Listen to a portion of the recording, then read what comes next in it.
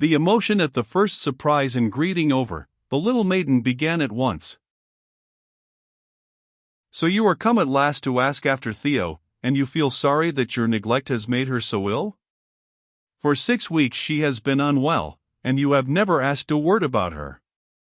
Very kind of you, Mr. George, I'm sure. Kind, gasps out Mr. Warrington. I suppose you call it kind to be with her every day and all day for a year, and then to leave her without a word? My dear, you know my promise to your father? I reply. Promise, says Miss Hetty, shrugging her shoulders. A very fine promise, indeed, to make my darling ill, and then suddenly, one fine day, to say, "Goodbye, Theo," and walk away forever. I suppose gentlemen make these promises, because they wish to keep M. I wouldn't trifle with a poor child's heart, and leave her afterwards, if I were a man. What has she ever done to you, but be a fool and too fond of you? Pray, sir, by what right do you take her away from all of us, and then desert her, because an old woman in America don't approve of her? She was happy with us before you came. She loved her sister, there never was such a sister, until she saw you. And now, because your mamma thinks her young gentleman might do better, you must leave her forsooth. Great powers, child! I cried, exasperated at this wrong-headedness. Was it I that drew back? Is it not I that am forbidden your house? And did not your father require, on my honor, that I should not see her? Honor! And you are the men who pretend to be our superiors, and it is we who are to respect you and admire you. I declare, George Warrington, you ought to go back to your schoolroom in Virginia again, have your black nurse to tuck you up in bed, and ask leave from your mamma when you might walk out. Oh, George! I little thought that my sister was giving her heart away to a man who hadn't the spirit to stand by her, but, at the first difficulty, left her. When Dr. Heberden said he was attending you, I determined to come and see you, and you do look very ill, that I am glad to see, and I suppose it's your mother you were frightened of. But I shan't tell Theo that you are unwell. She hasn't left off caring for you. She can't walk out of a room, break her solemn engagements, and go into the world the next day as if nothing had happened. That is left for men, our superiors in courage and wisdom, and to desert an angel, yes, an angel 10,000 times too good for you, an angel who used to love me till she saw you, and who is the blessing of life and of all of us, is what you call honor. Don't tell me, sir. I despise you all. You are our betters, are you? We are to worship and wait on you, I suppose? I don't care about your wit, and your tragedies, and your verses, and I think they are often very stupid. I won't set up of nights copying your manuscripts, nor watch hour after hour at a window wasting my time and neglecting everybody because I want to see your worship walk down the street with your hat cocked. If you are going away, and welcome, give me back my sister, I say. Give me back my darling of old days, who loved every one of us, till she saw you. And you leave her because your mamma thinks she can find somebody richer for you. Oh, you brave gentleman! Go and marry the person your mother chooses, and let my dear die here deserted. Great heavens, Hetty! I cry, amazed at the logic of the little woman. Is it I who wish to leave your sister? Did I not offer to keep my promise, and was it not your father who refused me, and made me promise never to try and see her again? What have I but my word, and my honor? Honor, indeed. You keep your word to him, and you break it to her. Pretty honor! If I were a man, I would soon let you know what I thought of your honor. Only I forgot, you are bound to keep the peace and mustn't. Oh, George, George! Don't you see the grief I am in? I am distracted, and scarce know what I say. You must not leave my darling. They don't know it at home. They don't think so, but I know her best of all, and she will die if you leave her. Say you won't.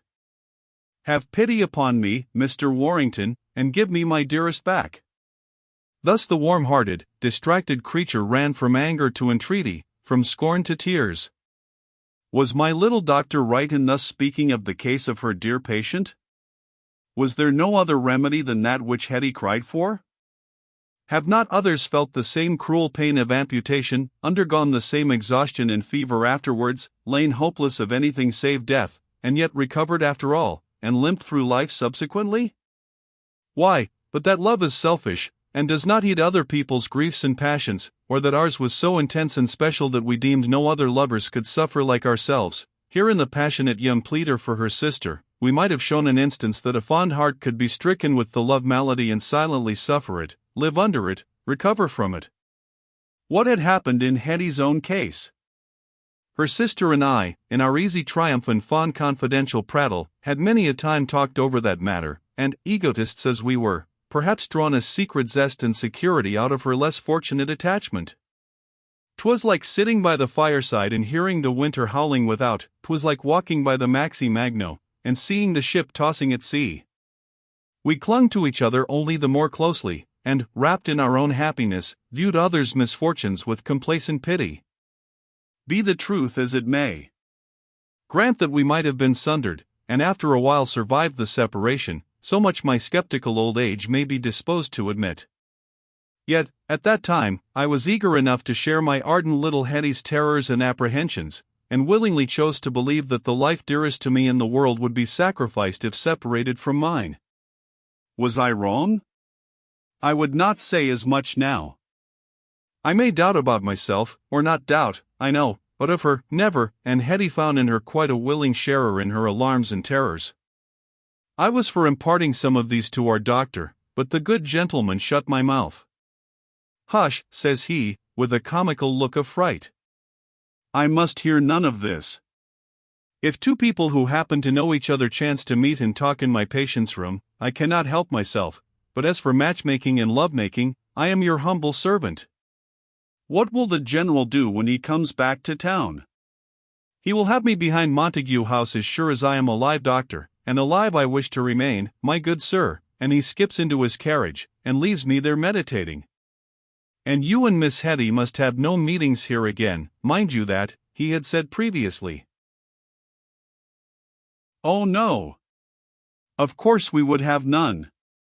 We are gentlemen of honor, and so forth, and our word is our word.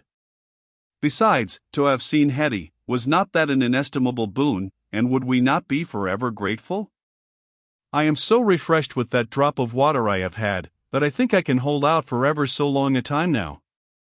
I walk away with Hetty to Soho, and never once thought of arranging a new meeting with her.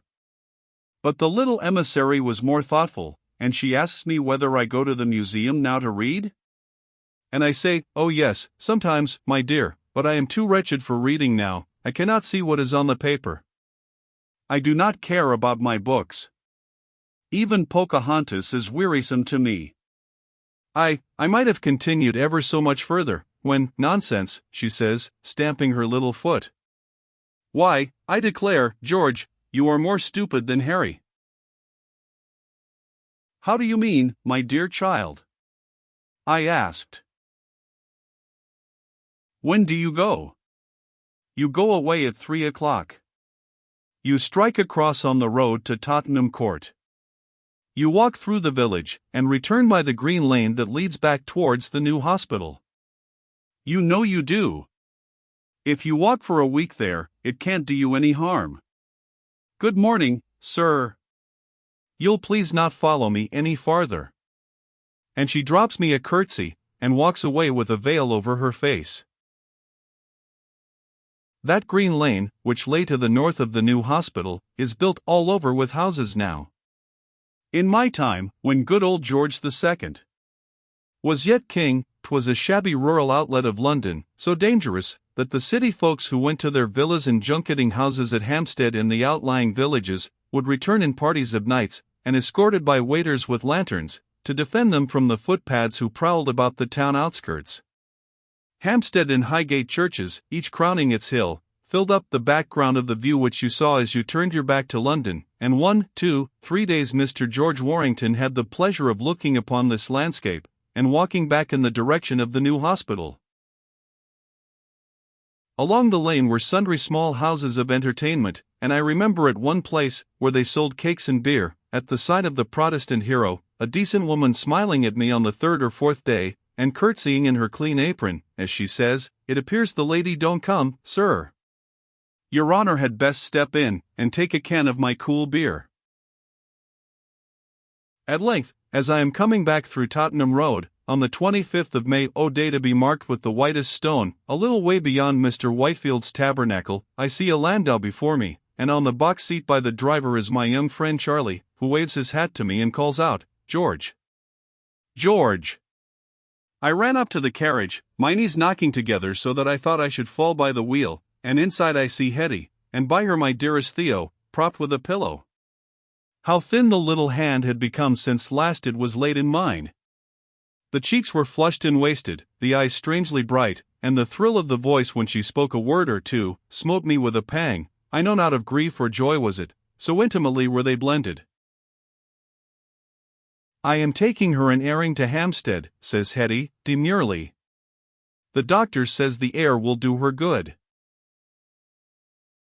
"I have been ill, but I am better now, George," says Theo. There came a great burst of music from the people in the chapel hard by, as she was speaking. I held her hand in mine. Her eyes were looking into mine once more. It seemed as if we had never been parted. I can never forget the tune of that psalm. I have heard it all through my life.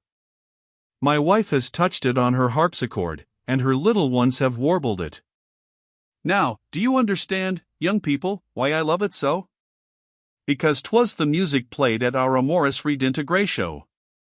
Because it sang hope to me, at the period of my existence the most miserable. Yes, the most miserable, for that dreary confinement of Duquesne had its tendernesses and kindly associations connected with it, and many a time in after days I have thought with fondness of the poor bitch and my tipsy jailer, and the reveille of the forest birds and the military music of my prison. Master Charlie looks down from his box seat upon his sister and me engaged in beatific contemplation, and Hetty listening too, to the music. I think I should like to go and hear it. And that famous Mr. Whitfield, perhaps he is going to preach this very day. Come in with me, Charlie, and George can drive for half an hour with dear Theo towards Hampstead and back. Charlie did not seem to have any very strong desire for witnessing the devotional exercises of good Mr. Whitfield and his congregation, and proposed that George Warrington should take Hetty in, but Het was not to be denied. "I will never help you in another exercise as long as you live, sir," cries Miss Hetty, "if you don't come on," while the youth clambered down from his box seat, and they entered the temple together. Can any moralist, bearing my previous promises in mind, excuse me for jumping into the carriage and sitting down once more by my dearest Theo? Suppose I did break M? Will he blame me much? Reverend sir, you are welcome. I broke my promise, and if you would not do as much, good friend, you are welcome to your virtue. Not that I for a moment suspect my own children will ever be so bold as to think of having hearts of their own, and bestowing them according to their liking. No, my young people, you will let Papa choose for you, be hungry when he tells you, be thirsty when he orders, and settle your children's marriages afterwards. And now of course you are anxious to hear what took place when Papa jumped into the landau by the side of poor little Mama, propped up by her pillows. I am come to your part of the story, my dear, says I, looking over to my wife as she is plying her needles. To what, pray, says my lady. You should skip all that part, and come to the grand battles, and your heroic defense of Fort Fiddlededee in the year 1778, when I pulled off Mr. Washington's epaulet, gouged General Gates's eye, cut off Charles Lee's head, and pasted it on again. Let us hear all about the fighting, say the boys. Even the captain condescends to own he will listen to any military details, though only from a militia officer. Fair and softly, young people. Everything in its turn. I am not yet arrived at the war.